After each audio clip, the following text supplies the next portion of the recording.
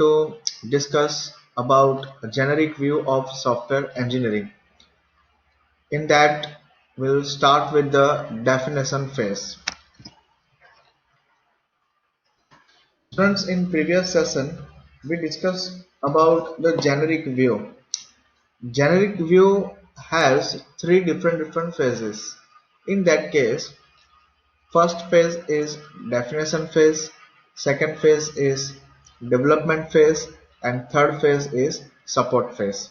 Okay.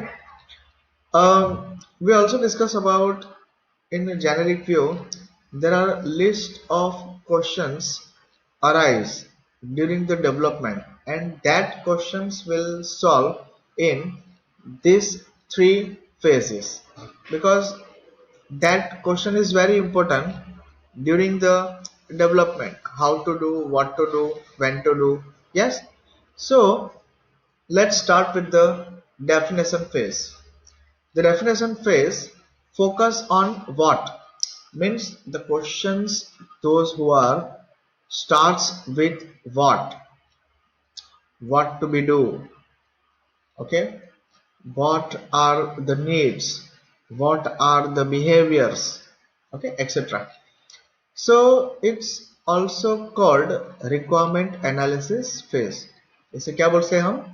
Requirement analysis phase भी बोलते हैं. अब ये रिक्वायरमेंट एनालिसिस फेज जो है वो क्या है, हम वापस डिस्कस करेंगे. पहले रिक्वायरमेंट गैदरिंग होता है.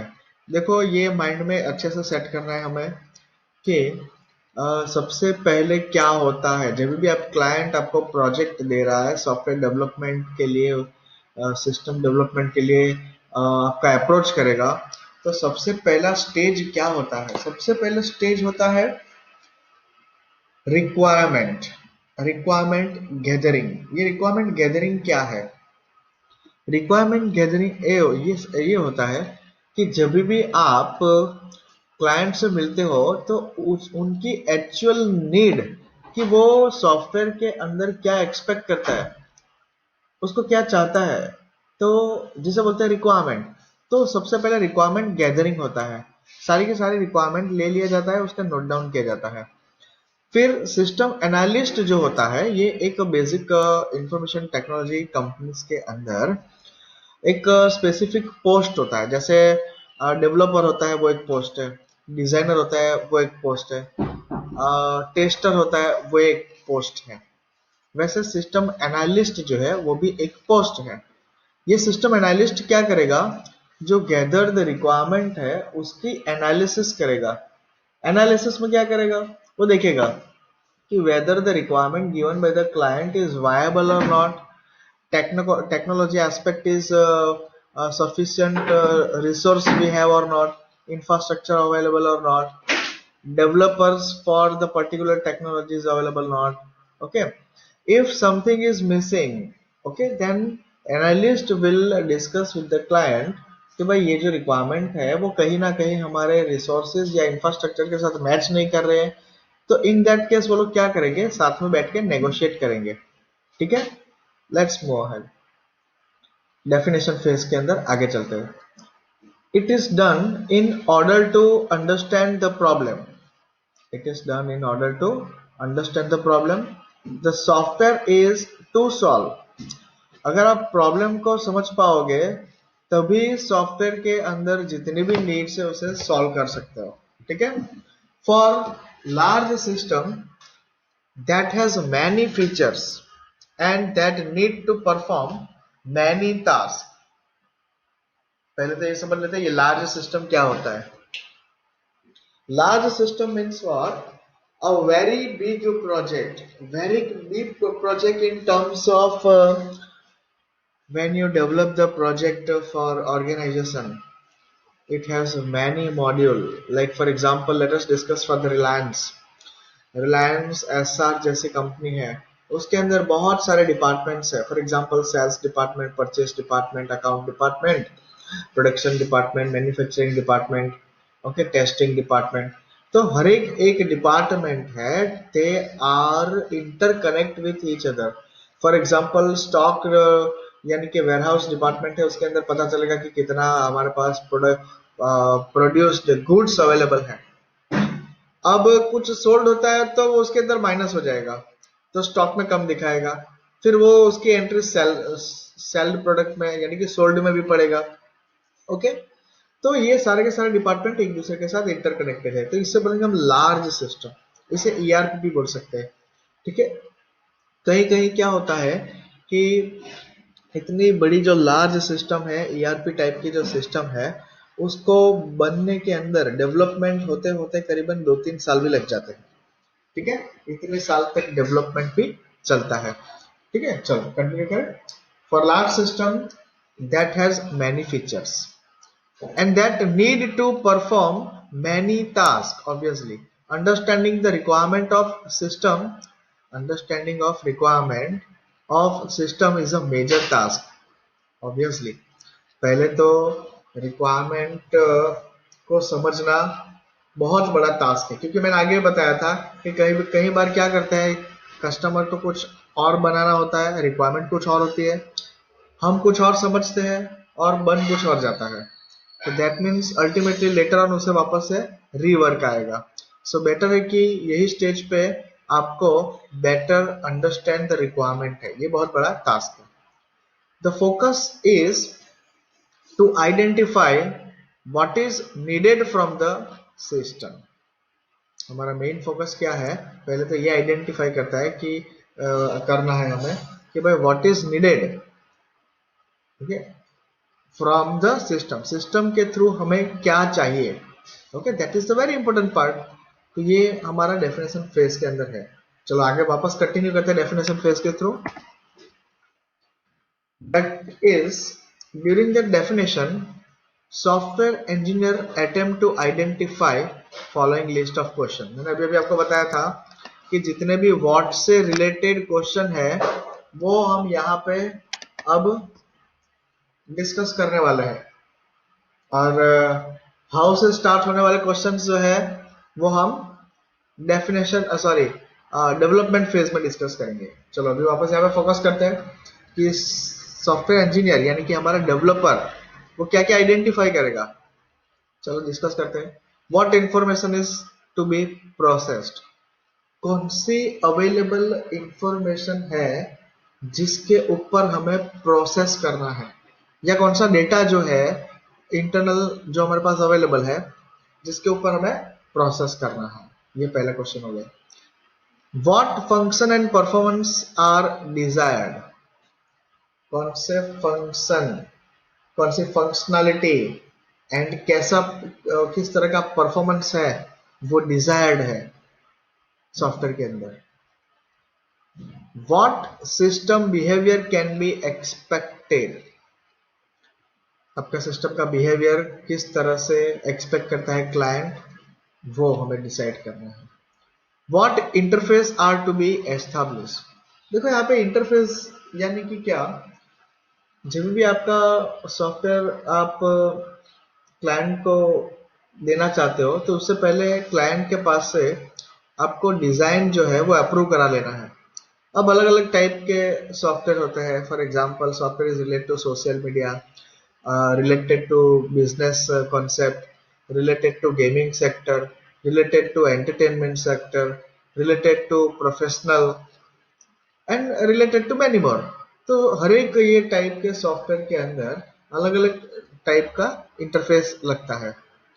तो किस तरह का इंटरफेस हमें इंटीग्रेट करना है सॉफ्टवेयर के अंदर, ये क्वेश्चन है। व्हाट डिजाइन कंस्ट्रेंट एग्जिस्ट, किस तरह का डिजाइन का कंस्ट्रेंट रहेगा। देखो भाई डिजाइन के अंदर अगर इंटरफेस स्पेसिफिक की बात करें तो उसके अंदर क्या होता है कि भाई किस तरह का इमेज लोड करना है, इमेज के अंदर क्या मैनिपुलेट करना है, क्या एनिमेशन देना है, ओके, क्या रिएक्शंस देना है, तो ये सारे कंस्ट्रेंट्स जो है वो भी हमें आइडेंटिफाई करना है।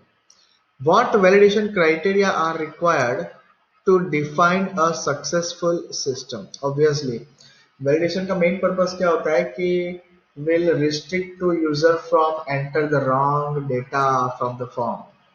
जहां जहां पे इनपुटेड फॉर्म है वहां वहां पे हमें क्लाइंट के साथ कंसर्न करके डिसाइड करना है कि किस तरह का वैलिडेशन वो एक्सपेक्ट करता है ताकि रॉन्ग डेटा ना जाए। वैलिडेशन का वेरी सिंपल एग्जांपल दूं, हम सबको पता है कि रजिस्ट्रेशन फॉर्म के अंदर कौन सी फील्ड होता है, name, email, age, gender, okay, address, pin code etcetera, telephone number, contact number. तो अगर क्लाइंट के साथ हमें बैठ के डिस्कस करना है किस तरह का वैलिडेशन करना है आपको, तो क्लाइंट बोलेगा भाई नेम के अंदर नंबर नहीं जाना चाहिए, ट्रू, ईमेल वैलिड होना चाहिए, true, then pin code number अगर वो स्पेसिफिक रीजन का है तो वो सही होना चाहिए, वेरी ट्रू, उसके अंदर कैरेक्टर नहीं होना चाहिए, ट्रू। तो दिस टाइप्स और validation we should sit together with the client and will decide and find the solution कि what type of validation he expect from the system. Okay, fine. The key requirements of the system and the software are identified. Although the method applied during the definition phase will vary depending on the software engineering paradigms that is applied. ये जो definition phase है उसके अंदर हमें software कौन सा software engineering paradigms applied करना है। देखो ये पैराडिम्स क्या है, पैराडिम्स बोले तो software model. Later on we'll also discuss about the different types of model.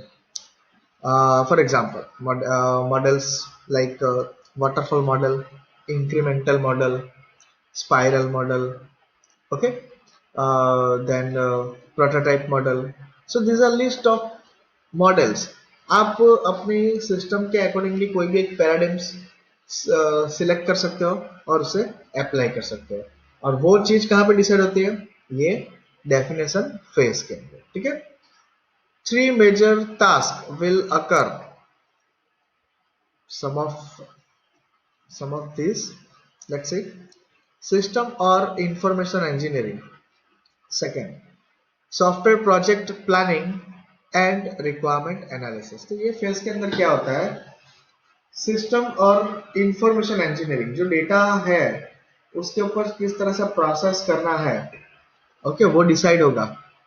कौन सा डेटा है या नहीं है, तो कौन सा डेटा कहाँ से लेना है, ओके, या कौन सा डेटा किसको दिखाना है, किसको रिस्ट्रिक्ट करना है, किसको अलाउ करना है।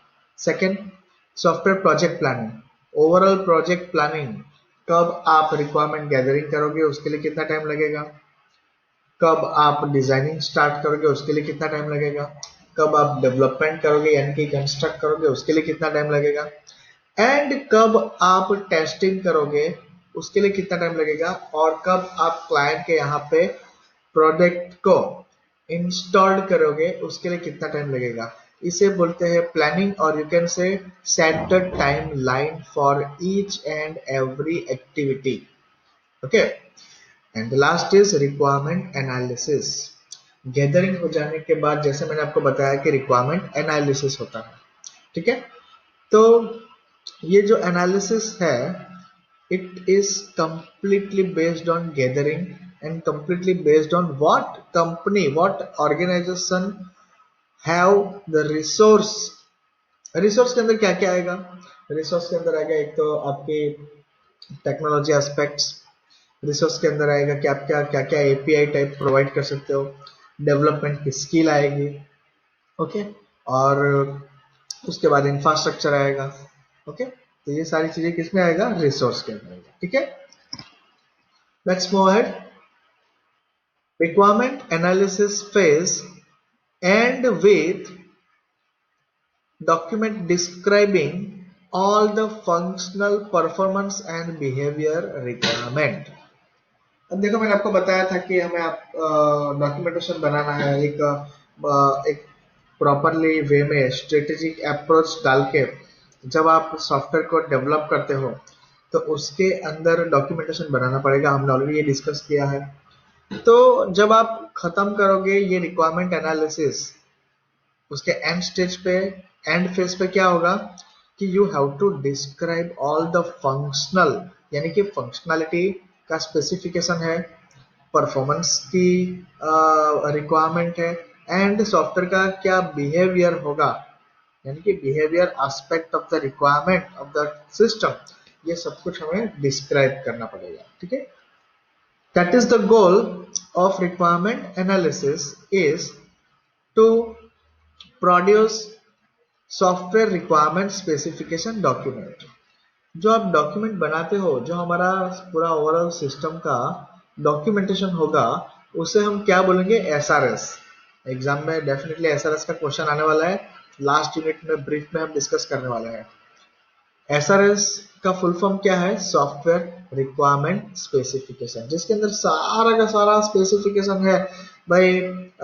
रिक्वायरमेंट क्या है, एनालिसिस का रिपोर्ट क्या हुआ है, उसके बाद डिजाइनिंग क्या है, हार्डवेयर का रिक्वायरमेंट क्या है, सॉफ्टवेयर का रिक्वायरमेंट क्या है, टेक्नोलॉजी क्या है, फ्रंट एंड क्या है, बैक एंड क्या है, उसके बाद डेटाबेस यानी कि डेटा डिक्शनरी का रिक्वायरमेंट, सॉरी डेटा डेटाबेस का जो डिक्शनरी है, डेटा डिक्शनरी है, उसके रिलेटेड होगा, डेटा फ्लो डायग्राम होगा, यूएमएल डायग्राम होगा, फ्लो चार्ट होगा। ये सब कुछ जो है वो ये हमारे एसआरएस डॉक्यूमेंट के अंदर अवेलेबल होगा, ताकि जो भी उसे पढ़ेगा उसको एकदम क्लियरली समझ में आ जाएगा कि एग्जैक्टली ये सिस्टम के अंदर भाई हो क्या रहा है और क्या क्लाइंट चाहता है, what are the exact need. The person responsible for this task is known as analyst. ये जो पूरा का पूरा एनालिसिस हो रहा है, ये सब कुछ जो मेंशन कर रहा है वो कौन कर रहा है, कौन सी पोस्ट का पर्सन कर रहा है, system analyst. Okay, so I hope you get a clear idea about this particular phrase, यानी कि डेफिनेशन फ्रेज के अंदर सब कुछ समझ में आ गया है, ठीक है। अगर आपको सपोज नहीं समझ में आ रहा है तो हमारा ऑनलाइन क्लासेस होता है, तो वो टाइम पे आप क्वेरी लिख के रखो, हम पूरे का पूरा डिस्कस करके रखेंगे, ठीक है। Thank you. नेक्स्ट सेशन में मिलते हैं नेक्स्ट कॉन्सेप्ट के साथ।